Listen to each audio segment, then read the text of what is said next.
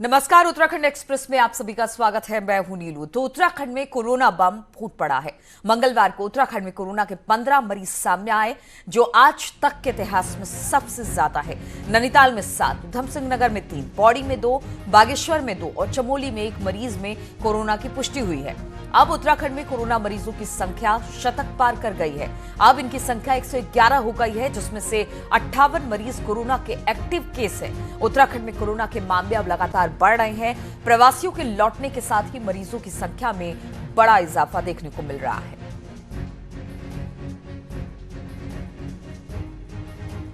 बातचीत करने के लिए दीपांकर भट्ट देहरादून से हमारे साथ फोन लाइन पर जोड़ आए हैं। दीपांकर, जैसा कि कहा ही जा रहा था और ये सोच भी रहे थे कि अगर प्रवासी मजदूर आते हैं, प्रवासी लोग आते हैं दूसरे राज्यों से, तो लगातार कोरोना के मामले बढ़ेंगे और हो भी कुछ ऐसा ही रहा है। लेकिन दिक्कत ये है कि आगे आने वाले दिनों में अगर इसी तरह से आंकड़ा बढ़ता रहा तो फिर सरकार के सामने एक बड़ी चिंता की बात होगी। बिल्कुल नीलू, खुद मुख्यमंत्री ने कुछ दिन पहले एक बयान दिया था जिसमें उन्होंने कहा था कि 25,000 लोग अगर यहाँ पर कोरोना संक्रमित होते हैं तो उनके लिए हमारी तैयारी पूरी है। 5,000 लोग हॉस्पिटलाइज होंगे, उनके लिए तैयारी पूरी है। और अब जिस तरीके से नंबर बढ़ रहा है, इस नंबर तक पहुंचने में शायद थोड़ा वक्त जरूर लगे, लेकिन अब जो रफ्तार है, 15 लोगों का एक दिन में पॉजिटिव आना एक बड़ी खबर है। और अगर यही रफ्तार रही तो आने वाले दिनों में उत्तराखंड में दिक्कतें बढ़ेगी। और अब सबसे बड़ा सवाल ये है कि जो प्रवासी, लगभग 2.25 लाख प्रवासी, जिसमें से लगभग 1 लाख आ चुके हैं, अभी 1 लाख के आसपास या 1.5 लाख के आसपास आने बाकी है। इनको आप अगर गांव में भेजते रहेंगे इसी तरीके से तो दिक्कतें अब बढ़ेंगी। इसलिए जरूरी ये है कि आप हरिद्वार, हल्द्वानी, ऋषिकेश ऐसी जगहों पर इन्हें क्वारंटीन करें ताकि ये गांव की तरफ तो दीपांकर, जिस तरह की तैयारी की बात सरकार कर रही थी कि अगर प्रवासियों को बुलाया जाता है दूसरे राज्यों से तो उसके लिए क्वारंटीन सेंटर बनाया जाएगा, आइसोलेशन वार्ड बनाया जाएगा, तमाम तैयारी होगी, क्या वो सारी चीजें दिखाई नहीं दे रही है क्या?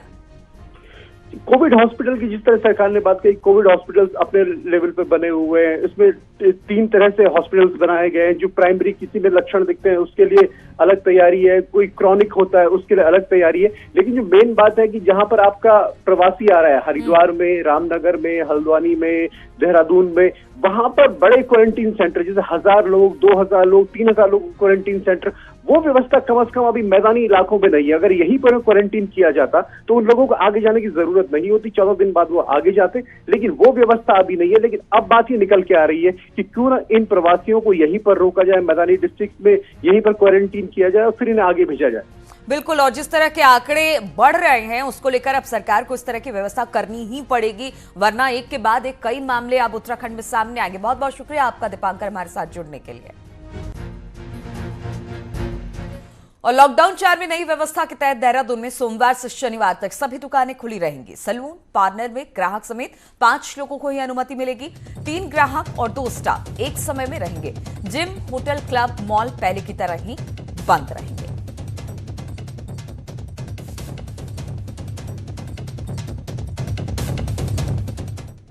और उत्तराखंड में निजी स्कूलों द्वारा फीस वसूलने के मामले में सुप्रीम कोर्ट में याचिका दाखिल की गई है। प्रिंसिपल प्रोग्रेसिव स्कूल एसोसिएशन ने यह याचिका दाखिल की है। नैनीताल हाईकोर्ट के 12 मई के आदेश को चुनौती दी गई है। हाईकोर्ट ने जबरन फीस वसूलने पर रोक लगाई थी।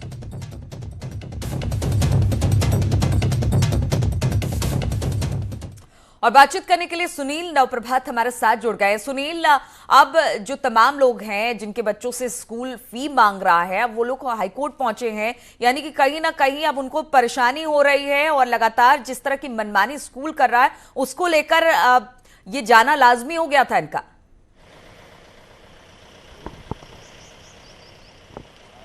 देखिए नीलू, उत्तराखंड में प्राइवेट स्कूलों द्वारा जो फीस ली जाती है वो मुद्दा हमेशा ही यहाँ पर गर्म रहा है। समय समय पर आपने देखा कि लगातार प्राइवेट स्कूलों की जो मनमानी है, जो फीस वसूली है, उसको लेकर पेरेंट्स लगातार शिकायत करते रहे हैं। ये बात एक बार फिर से लॉकडाउन पीरियड में उभरी, जब लॉकडाउन पीरियड में अभिभावकों के पास मैसेज जाने लगे, उनको ईमेल जाने लगे कि वो फीस जमा करें। इसको लेकर भाजपा नेता कुंवर जपिंदर और एक वकील हैं आकाश यादव, 2 लोग हाईकोर्ट गए थे। उन्होंने हाईकोर्ट में ये रिट दायर की थी कि आखिर जब लॉकडाउन पीरियड में मार्च, अप्रैल और मई में पूरी तरह से स्कूल बंद हैं तो प्राइवेट स्कूल किस आधार पर अभिभावकों से फीस वसूली कर रहे हैं।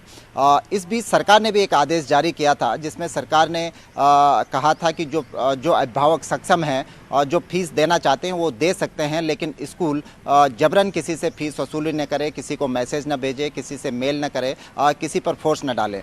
लेकिन स्कूलों ने ये बात नहीं मानी और लगातार ये शिकायतें उसके बाद भी मिलती रही लॉकडाउन पीरियड में कि तमाम अभिभावकों को स्कूलों से मैसेज जाते रहे, उनको मेल जाते रहे कि वो 3 महीने की फ़ीस जमा करें।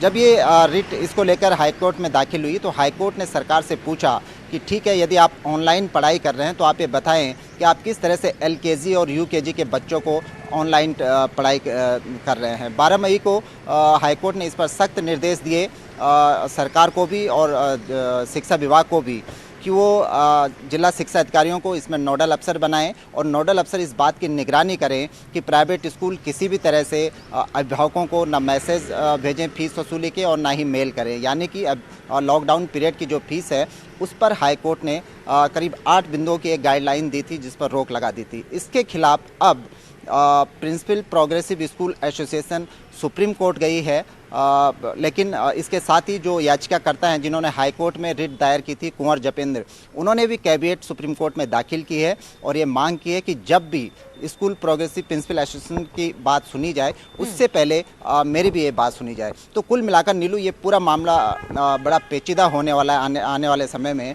इधर भाजपा ने भी कुंवर जपेंद्र से नोटिस सर्व किया है और उनसे पूछा है कि वो किस तरह से सरकार के निर्णय के खिलाफ हाई कोर्ट चले गए, ये जो बातें कर रहे हैं इसको लेकर। तो ये दोनों ओर से चाहे हम सियासी तरीके से देखें कि यहाँ पर भी ये बड़ा पेचीदा मामला होने वाला है और दूसरी ओर स्कूल और स्कूल प्रशासन और जो पेरेंट्स हैं वो भी आने वाले समय में आमने सामने हो सकते हैं। बिल्कुल। और सुनिए, सबसे बड़ी बात ये है कि चूंकि लॉकडाउन का दौर है और पूरे हिंदुस्तान में अलग अलग राज्यों में भी हमने देखा कि 3 महीने की फीस आप दें, लेकिन अपनी सुविधा के अनुसार पेरेंट्स दे, इसमें कोई जोर जबरदस्ती नहीं हो सकती है। अब चूंकि मामला आप सुप्रीम कोर्ट में चला गया है तो कहीं ना कहीं जो प्राइवेट स्कूल हैं उनकी बात भी सुनी जाएगी और जो पेरेंट्स हैं उनकी बात को भी सुना जाएगा इस पूरे मामले को लेकर, और कहीं ना कहीं राहत मिल सकती है क्या पेरेंट्स एसोसिएशन को?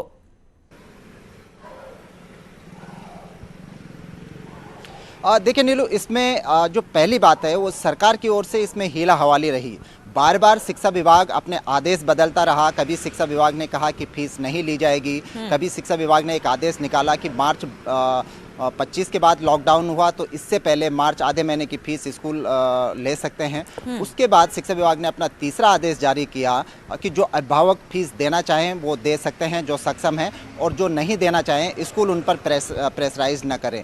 तो ये एक उनकी नैतिकता पे छोड़ दिया गया, लेकिन हकीकत में ऐसा पालन होता नहीं है जो शिक्षा विभाग ने यहाँ पर ढुलमिल रवैया अपनाया।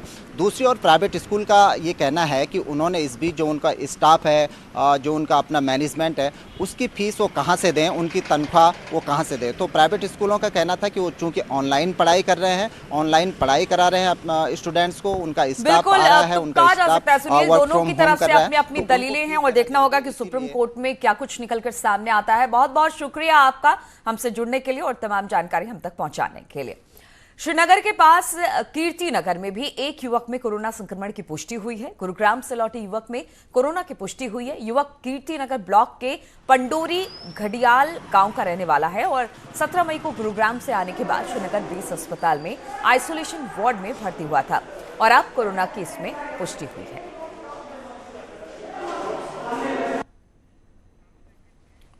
और 14 मई को मुंबई से आई बस में महिला कोरोना पॉजिटिव निकली थी, जिसके बाद अब इस बस में मुंबई से देहरादून तक आए टिहरी के युवक का भी सैंपल टेस्ट के लिए ले जाया गया है। जांच के लिए श्रीनगर भेजा गया। युवक देहरादून से टैक्सी लेकर नाग गांव पहुंचा था। हालांकि युवक को होम क्वारंटीन कर दिया गया है। अब उसका सैंपल लिया गया है। और कोरोना ने बागेश्वर में भी अपना खाता खोल दिया है। मुंबई से लौटे 2 युवक कोरोना पॉजिटिव आने से अब प्रशासन में हड़कंप मच गया। 4 युवक मुंबई से लौटे थे जिन्हें एक निजी हॉस्टल में इंस्टीट्यूशनल क्वारंटीन किया गया था, जिनमें से 2 की रिपोर्ट आज पॉजिटिव आई है, जिसके बाद प्रशासन अलर्ट मोड पर आ गया है। इन केसों को मेनली इनमें जो है कोई सिम्टम थे नहीं, लेकिन इस बेसिस पे क्योंकि इनमें सस्पेक्टेड केस हो सकते हैं कुछ, तो इस वजह से हमने इनको आइसोलेट किया था सबके सारे पैसेंजर को, और इनकी हमने रैंडम सैम्पलिंग की थी। परसों में सैंपल लिया था, तो उनमें से 4 तो कल जो है निगेटिव आ गए थे, और 6 की जो है रिपोर्ट आ जाएगी। उन 6 में से जो है 2 पॉजिटिव मिल गए। और उत्तराखंड में कोरोना के बढ़ते मामले लगातार बढ़ रहे हैं और इस घनघोर लापरवाही भी इसमें सामने आई है। उत्तरकाशी का जो युवक सोमवार को पॉजिटिव पाया गया, उसे ऋषिकेश में ही कोरोना के लक्षण नजर आ गए थे, लेकिन फिर भी उसे उत्तरकाशी जाने दिया गया। ऐसे में ये लापरवाही पहाड़ पर भारी न पड़ जाए। उत्तराखंड में 1 लाख से ज्यादा प्रवासियों की वापसी हो चुकी है और इन प्रवासियों के साथ कोरोना मरीजों की भी बाढ़ आ रही है। देहरादून, हरिद्वार, हल्द्वानी होते हुए लोग पहाड़ों की तरफ जा रहे हैं ताकि उनकी थर्मल स्क्रीनिंग हो सके, लेकिन अब इस स्क्रीनिंग में गंभीर लापरवाही सामने आई है। उत्तरकाशी में कोरोना पॉजिटिव पाए गए 35 साल के युवक को ऋषिकेश में ही रोका जा सकता था, लेकिन ऐसा नहीं किया गया। नतीजा ये हुआ कि इस युवक के साथ भेजे गए अन्य लोग और उत्तरकाशी के भी कई लोगों पर कोरोना की तलवार लटकने लगी है।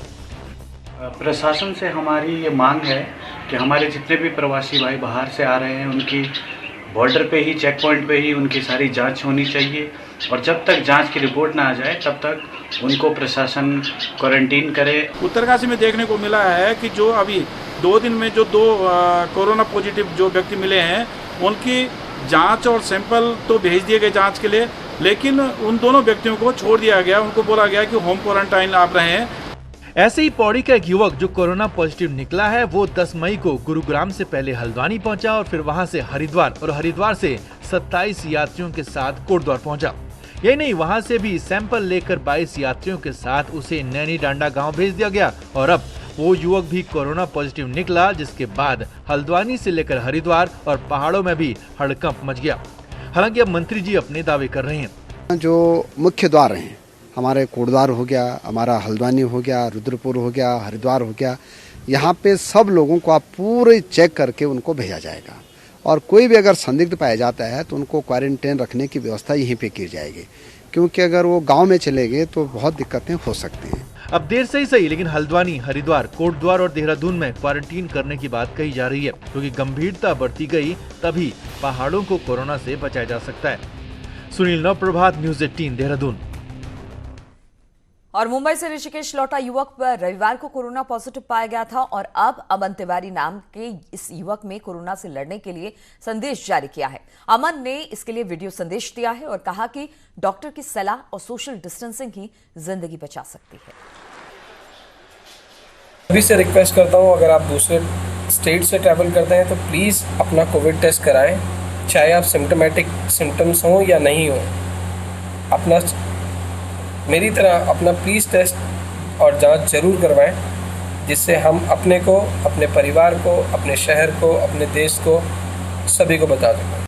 और उत्तराखंड में कोरोना से बढ़ रहे आंकड़ों से सब चिंतित हैं, लेकिन इससे भी चिंता की बात यह है कि ये आंकड़े तब हैं जब बाकी टॉप 4 पहाड़ी राज्यों के मुकाबले उत्तराखंड में काफी कम टेस्ट हो रहे हैं। 15 मार्च को उत्तराखंड में एक केस के साथ शुरू हुआ कोरोना का आंकड़ा 104 पर पहुंच गया है। नए मामले ऐसे पहाड़ी इलाकों से सामने आ रहे हैं जहां कुछ दिन पहले तक एक केस भी नहीं था। प्रवासियों के लौटने के साथ बढ़ रहे आंकड़ों से भी ज्यादा डराने वाली बात यह है कि उत्तराखंड में 4 टॉप हिमालयी राज्यों के मुकाबले काफी कम टेस्ट हो रहे हैं। जम्मू कश्मीर में जहां 88,601 टेस्ट हुए, वहां 1,289 मरीज सामने आए। वहीं हिमाचल प्रदेश में 90 मरीज सामने आए, जबकि 18,224 लोगों के टेस्ट हुए। वहीं त्रिपुरा की बात करें तो 167 मरीज हैं, जहां 14,286 लोगों के टेस्ट हुए हैं। वहीं उत्तराखंड की बात करें तो आंकड़ा 100 के पार पहुंच चुका है, जबकि टेस्ट केवल 12,346 हुए हैं।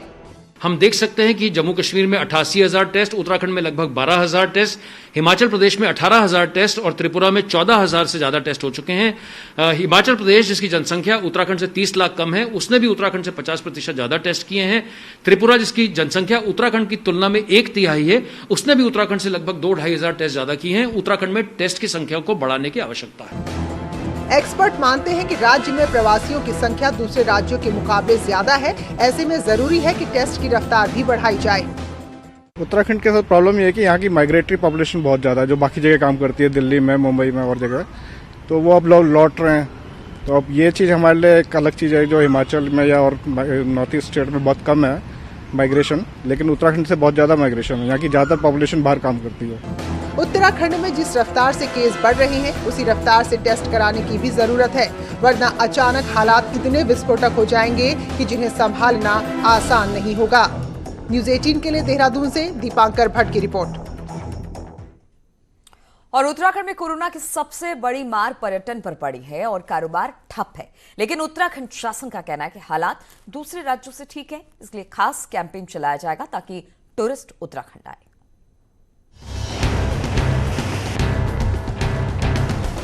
उत्तराखंड में पर्यटन कारोबार पर कोरोना की सबसे बड़ी मार पड़ी है। हालात इतने खराब कभी नहीं रहे। केदारनाथ आपदा के बाद भी हालात इसी तरह थे, लेकिन इतने खराब नहीं थे कि इंसान नजर ही न आए। उत्तराखंड शासन अब इसको लेकर प्लान तैयार कर रहा है। अब ये संदेश देने की कोशिश है कि उत्तराखंड में हालात बेहतर हैं और इसी बात को लेकर कैंपेन चलाई जाएगी।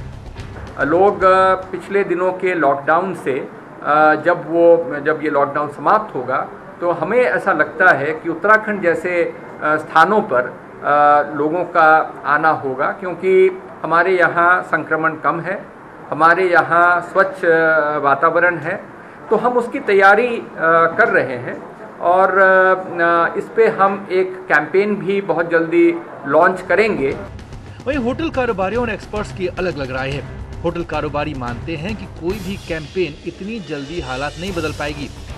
वहीं एक्सपर्ट मानते हैं कि होटल से बेहतर होम स्टे है, जिसकी बात खुद मुख्यमंत्री भी कर चुके हैं। जब तक होटल तैयार नहीं होंगे और एम्प्लॉइज अपनी छुट्टियों पे होंगे तो कैसे होगा। होटलों को मुसीबत पड़ी हुई है, तनख्वाह देने को उनके पास पैसे नहीं है और साफ सफाई चाहिए उनको, फिर अप टू डेट मॉडर्न जैसे उनको सैनिटाइज करना है, दूसरा करना है, वो चाहिए। गृह आवास में ये बात नहीं होती कि उसकी कुछ मानक जो हैं वो अपने आप में इस तरह के हैं कि वहाँ पे सामाजिक दूरी एक बनी रहती है और जिसमें जो लोग होते हैं वो कम आते हैं, क्योंकि गृह आवास में आप 6 कमरों से ज्यादा नहीं बना सकते हैं। कोरोना से इस वक्त पूरी दुनिया त्रस्त है। देश का भी हाल बेहाल है, लेकिन देश के दूसरे राज्यों के मुकाबले उत्तराखंड में हालात बेहतर हैं। ऐसे में उत्तराखंड शासन और सरकार कैसे कैंपेन से हालात सुधार पाएंगे और टूरिस्ट का भरोसा कैसे जीत पाएंगे, इसके लिए कैंपेन की लॉन्चिंग का इंतजार करना होगा। दीपांकर भट्ट, न्यूज़ 18 देहरादून। और इस साल भारी बारिश से भले ही वन विभाग को खासी राहत पहुंचाई हो, लेकिन विभाग की असल चुनौती अब शुरू हो रही है, क्योंकि बीते कुछ दिन से पारा आसमान पर पहुंच गया है, तो जंगलों में आग की घटनाएं भी बढ़ रही हैं। कुमाऊं के अल्मोड़ा, पिथौरागढ़, बागेश्वर और चंपावत जिलों का नॉर्थ डिवीजन जहां वन संपदा से भरपूर है, वहीं इसी डिवीजन में आग की घटनाएं भी गर्मियों में जमकर होती हैं।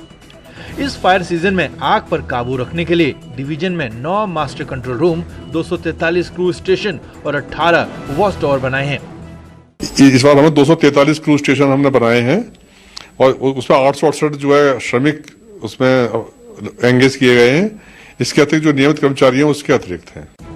मगर हैरानी इस बात की है कि आग पर काबू पाने के जरूरी साधन इस डिवीजन के पास न के बराबर हैं। हालत तो ये है कि वन रेंजरों के 56, वन दरोगा के 191, वन रक्षक के 201, माली चौकीदार के 95 और फायर वॉचर के 868 पद खाली पड़े हैं। यही नहीं, स्टाफ के अलावा भी अन्य जरूरी चीजों का भारी टोटा बना हुआ है।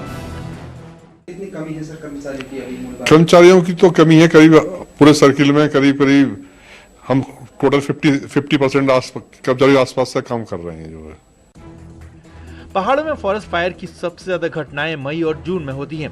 बीते हफ्ते भर में ही इस डिवीजन में दर्जन भर से ज्यादा घटनाएं फॉरेस्ट फायर की हो चुकी हैं और ऐसे में तय है कि आने वाले दिनों में जंगल में आग और ज्यादा धधकेगी। लेकिन अहम सवाल ये है कि जब विभाग में जरूरी लोग ही नहीं हैं, तो आग पर काबू कैसे हो पाएगा। अल्मोड़ा से किशन जोशी के साथ पिथौरागढ़ से विजयवर्धन उप्रेती, न्यूज़ 18। तो उत्तराखंड की खबरों में फिलहाल इतना ही। रुकेंगे छोटे से ब्रेक के लिए। ब्रेक के बाद अनुपम होंगे आपके साथ।